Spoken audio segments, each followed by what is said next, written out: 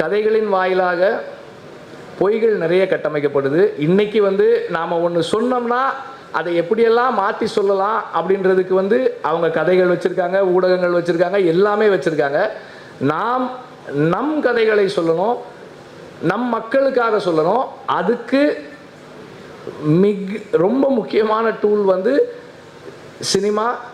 சினிமாவை தொடர்ந்து மீடியாவின் மூலமாக நாம் இந்த விவாதங்களை முன்னெடுக்கணும்.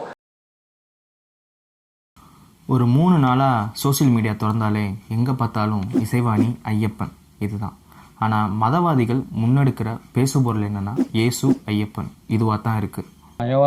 வெக்கங்கட்ட பிள்ளைகளா போங்கடா நீங்களும் உங்களை எனக்கு ஆத்திரங்கள் வரும். இங்கே நாம் கடவுளை கேள்வி கேட்கல, கடவுளின் பேரால் நடக்கிற தீண்டாமையை தான் கேள்வி கேட்குறோம். உச்ச நீதிமன்றமே தீர்ப்பு கொடுத்தாலும் கடவுளை பார்த்து ஏன் எதுக்குன்னு இவங்களுக்கு கேள்வி கேட்டக்கூடாது. சபரிமலை ஐயப்பன் கோவில மட்டும்தான் குறிப்பிட்ட வயதினர், பெண்கள்லாம் போக கூட கிடையாது, குறிப்பிட்ட வயதினர் போகக்கூடாதுன்றது ஒரு நம்பிக்கை. சரி, இந்த நம்பிக்கை ஓரமாக வைங்க. ஓரமெல்லாம் வைக்க வேணாம், அது உலகத்துக்கே தெரியும். ஐயப்பன் பிரம்மச்சரியா இருக்காரு, அதுவும் நித்திய பிரம்மச்சாரியா இருக்கார். அந்த நித்திய பிரம்மச்சரியத்தை கடைபிடிக்கிறதுனால யாரும் வரக்கூடாது. அதில் அது ரொம்ப முக்கியம். நித்திய பிரம்மச்சரியன்றது, அதாவது இளம்பெண்களை கண்ணெடுத்து கூட ஐயப்பன் பார்த்துட மாட்டார்.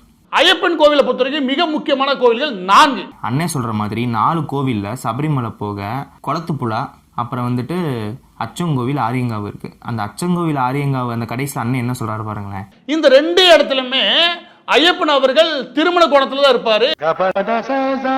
என்ன நித்திய பிரம்மச்சரியனா கடைசி வரைக்கும் கட்ட பிரம்மச்சரியா தானே இருக்கிறது. நாம ஆர்ட்ஃபா மூலமா ஒரு கேள்வி கேட்கிறோம்னா அதுக்கு மறு கேள்வி முன்வைக்கலாம். ஆனா தீண்டாமைய மத நம்பிக்கைன்ற பேர்ல மறைச்சு மத கலவரத்தை தூண்டுறது எவ்வளவு பெரிய அயோக்கியத்தனம். அதனாலதான் நான் இந்த வீடியோ பண்ணலான்னு முடிவு பண்ணேன்.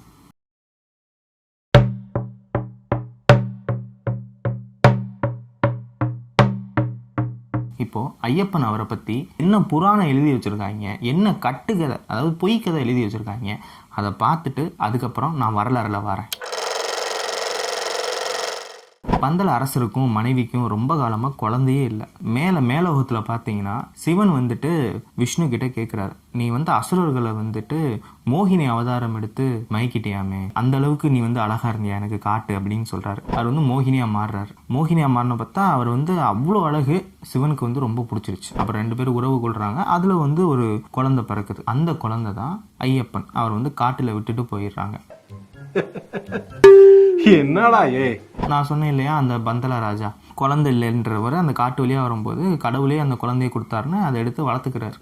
கொண்டு போய் அவங்க ஒய்ஃபும் நல்லா சந்தோஷப்படுறாங்க, வளர்ந்துட்டு இருக்காங்க. ஆனால் ராணி கன்சீவ் ஆயிடுறாங்க, இன்னொரு பையன் பிறக்கிறான். அப்போது இவன் பெத்தெடுத்த குழந்தை, ஆனால் ஐயப்பன் தூக்கி வளர்த்த குழந்தைதால அப்போ அவங்க அம்மாவுக்கு ஆப்வியஸ்லியாக கேட்கக்கூடாதவங்க பேச்செல்லாம் கேட்டு ஐயப்பன் மேலே பொறாமை வருது. அப்போ ஒரு நாள் என்ன பண்ணுறாங்கன்னா, எனக்கு தீராத வயிற்று வலி அப்படின்னு சும்மா நாடகம் ஆடுறாங்க. இதுக்கு புலிப்பால் குடிச்சாதான் சரியாகும், நீ காட்டுக்கு போய் புலிப்பால் கொண்டு வா அப்படின்னு சொல்லிட்டு.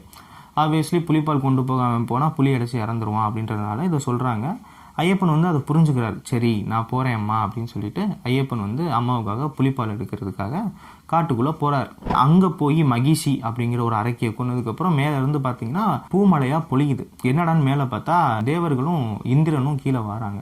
இந்திரன் ஒரு புலியாக மாறிடுறான். இந்திரன் மேலே ஏறி உட்காந்துக்கிறாங்க. மற்ற தேவர்கள் எல்லாருமே மாறி ஒரு புலி படையே உருவாகுது. அந்த புலி கூட்டத்தோட அரசியை பார்க்க போகிறாரு. அங்கே போனால் அவங்க அரசி பயந்துட்டு என்னை மன்னிச்சிரு அப்படின்னு சொல்லி கேட்குறாங்க. அப்போ இவர் அவங்க அம்மா கிட்ட என்ன சொல்கிறாங்கன்னா, நான் கிளம்புறேன், நான் இங்கே இருக்கிற நேரம் முடிஞ்சிருச்சு, அதனால் நான் தவக்கோலத்துக்கு போகிறேன் சொல்லிட்டு அங்கேருந்து போய் சபரிமலைக்கு போகிறாரு. இங்கே நான் இனிமேல் இருக்க போகிறேன், என்னை பார்க்கணுன்னா இங்கே எல்லாருமே பார்க்கணும் அப்படின்னு சொல்லிட்டு அங்கே போய் இருந்துக்கிறார். அப்போ இவரோட தந்தை அந்த வழியாக ஒரு நாள் பார்க்க வராரு. அப்போ தான் தந்தை வந்துட்டாரே அப்படிங்கிறதுக்காக இவர் எந்திரிக்க பார்க்குறாரு. பந்தலராஜா என்ன பண்ணுறாருன்னா, தான் மகனாக இருந்தாலுமே அவர் இப்போ ஒரு கடவுள், அதனால் தனக்கு மரியாதை கொடுக்க விரும்பாததை எண்ணி தான் தோளில் இருந்த துண்டை எடுத்து தூக்கி போடுறாரு. அது போய் அவரை கட்டிக்கிச்சு. இதே தவக்கோலத்தில் தான் இப்பயும் இந்த சிலை இருக்கும். நீங்கள் பார்த்தீங்கன்னா தெரியும். இதுதான் இவங்க எழுதி வச்ச இந்த கட்டுக்கதை. இப்போ நாம ஐயப்பன் யாரு அப்படிங்கிற வரலாறை பார்ப்போம். இப்போ இதை நான் 3 விதமாக உங்களுக்கு புரியுற மாதிரி பிரித்து சொல்கிறேன். ஃபர்ஸ்ட்டு திபத்தில் ஆரம்பிக்கிறேன்.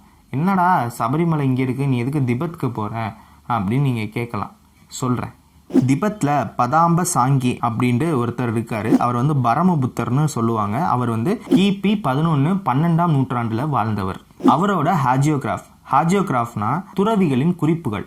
அப்போ உள்ளதில் வந்து எழுதி வச்சுப்பாங்க, துறவிகள் வந்து நான் இங்கேருந்து வரேன். உங்களுக்கு உதாரணத்துக்கு சொல்லணும்னா போதி தர்மர் எடுத்துக்கோங்க. அவர் வந்து எங்கே இருக்காரோ அவர் வந்து ஒரு குறிப்புகள் எழுதி வரல. அந்த மாதிரி துறவிகள்லாம் குறிப்புகள் எழுதிக்குவாங்க. அது வந்து ஹாஜியோகிராஃப்னு சொல்லுவாங்க. இந்த பதாம்ப சாங்கியை வந்து தன்னோட குறிப்புகளில் வந்துட்டு நான் வந்து எங்கே வாழ்ந்தேன், அது என்ன மாதிரியான நிலம் அப்படின்றத வந்து எழுதி வச்சிருக்காரு. இவர் தென்னிந்தியாவில இருந்து வந்தவர். அவர் தான் எங்கே வளர்ந்தோன்றத முதல்ல பேத்தாயுல் அப்படின்னு குறிப்பிட்டிருக்கார். 2வது சாரசிம்மா, 3வது அந்த நிலம் முழுவதும் மகாயன பௌத்தம் பரவி இருந்தது, 4வது காடுகளும் மலைகளும் கடலுக்கு அருகில் இருந்தது, 5வது அவலோகிதேஸ்வரரின் தூய பொத்தலக உறைவிடம் அப்படின்னு எழுதியிருக்கார், 6வது பிசிக்கோட்டாவின் சந்தன காடுகள்.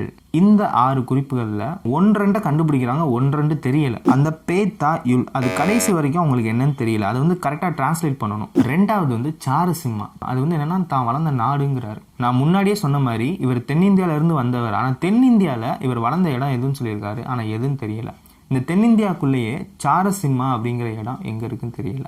அப்புறம் 3வது நிலம் முழுவதும் மகாயன பௌத்தம் பரவி இருந்துச்சு அப்படிங்கிறாரு. இங்க மகாயன பௌத்தம் எல்லா இடத்துலயும் பரவி இருந்துச்சு அப்படின்னா கண்டிப்பா வந்துட்டு அந்த இடத்துல வந்துட்டு புத்தர் சிலைகள், புத்தர் வழிபாடு நிறைய இருந்திருக்கும்.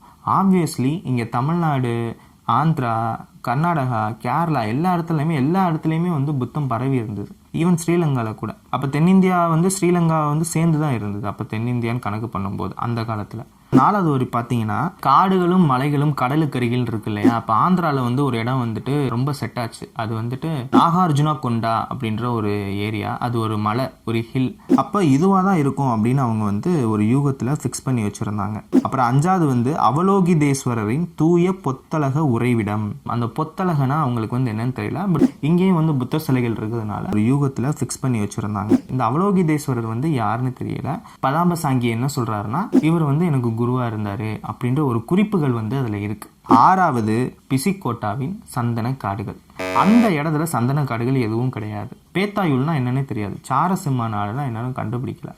மற்ற 3மே வந்து செட் ஆகலை. அப்போ தான் டான் மார்டின் அப்படின்ற ஒரு ஆராய்ச்சியாளர், இவர் வந்து திபெட்டாலஜிஸ்ட், அவரோட புத்தகத்தில் வந்து குறிச்சு வச்சிருக்காரு பேத்தாயுல் அப்படின்னா தேங்காய்களின் நிலம், அதாவது லேண்ட் ஆஃப் கோகனட்ஸ். இப்போ ஒட்டுமொத்த ஆய்வும் ஆந்திரா இல்லை கேரளான்னு கன்ஃபார்ம் ஆகுது. அப்போ 2வது வந்து ஈஸியாக கண்டுபிடிச்சிருக்கிறாங்க. சாரசிம்மானா சேர சாம்ராஜ்யம். காடுகளும் மலைகளும் கடலுக்கு அருகில். அங்கே அரபிக்கடல்லேருந்து உள்ளே வந்தீங்கன்னா அது கரெக்டாக கடலுக்கு அருகில் இருக்கும். இங்கே நிறைய பாளையம் செப்பேடுகள் வந்து ஸ்ரீமூலவாசத்தில் வந்து கிடச்சிருக்கு. ஸ்ரீமூலவாசம்ன்றது வந்துட்டு ஒரு மகாயன புத்த மடாலயம். அப்புறம் அவலோகிதேஸ்வரரின் தூய பொத்தலக உறைவிடம் ரொம்ப நாளாக இதாக இருக்குது. அது என்னன்னு அவங்களுக்கு கண்டுபிடிக்க முடியல. அப்புறம் ரொம்ப நாள் கழிச்சு தான் அதை கண்டுபிடிக்கிறாங்க. அந்த பொத்தலகன்றது பொதிகை மலை, அதுவும் இங்கேருந்து கொஞ்சம் தொலைவில் தள்ளி இருக்குது. இந்த பொத்தலகை வந்து அந்த பொதிகை மேலேன்னு கண்டுபிடிச்சது, அதுக்கு நம்ம ஒரு வீடியோ போட்டாலுமே அதுவே ரொம்ப லென்த்தியாக போகும். அது மேபி ஃப்யூச்சரில் பண்ண முடிஞ்சால் பண்ணுறேன். உங்களுக்கு இந்த பொத்தலகை எப்படி பொதிகை மலைன்றது இது பண்ணாங்க அது எங்களுக்கு சொல்லுங்கள் அப்படின்னு உங்களுக்கு பிடிச்சிருந்துச்சுன்னா கமெண்டில் சொல்லுங்கள். நான் வந்து ஃப்யூச்சரில் நான் அது வீடியோவை பண்ணுறேன். அதுக்கப்புறம் 6வது இந்த பிசிக்கோட்டாவின் சந்தனக்காடுகள். அது பார்த்தீங்கன்னா கேரளாவில் மறையூர்னு ஒரு இடம் இருக்கு. அந்த மறையூர் சந்தனக்காடுகளை சுற்றியுள்ள பகுதி அப்போதைய கொங்கு நாடு. இதுக்கு பொருந்துற மாதிரி மறையூரும் ஒரு தொல்லியல் பகுதி. ரீசெண்டா ஃபியூ இயர்ஸ்க்கு முன்னாடி கூட அங்க ஒரு புத்த சிலை கண்டெடுக்கப்பட்டது. அது அங்க உள்ள தென்காசி நாதர் கோவில்ல வைக்கப்பட்டிருக்கு. இது எல்லாம் சரியா செட் ஆனதுக்கு அப்புறம் தெரிஞ்ச முக்கியமான விஷயம் என்னன்னா, நம்ம பரமபுத்தர் ஆசிரியர் அவலோகிதேஸ்வரர் இருக்காரு இல்லையா, அவர் தான் ஐயப்பன். இவர் ஒரு பௌத்தர். ஸ்ரீமூல வாசத்துல கிடைச்ச பழைய காலத்து ஐயப்பன் இதுன்னு சொல்றாங்க, அதாவது அவலோகிதேஸ்வரர். இது குளோபல் நேபாள் மியூசியம்ல இருக்கிற ஓல்டு அவலோகிதேஸ்வரர் ஆர்ட். இந்த 2ஐயும் பாருங்களேன். இதுல இருந்து ஐயப்பன் சிலை ஒரு புத்தர் சிலை தான் தெரிய வருது. இருங்க இன்னும் முடியல, 2வது ஸ்டேஜுக்கு போவோம். வாராரையா வாராரே ஐயா நாறு வாராரே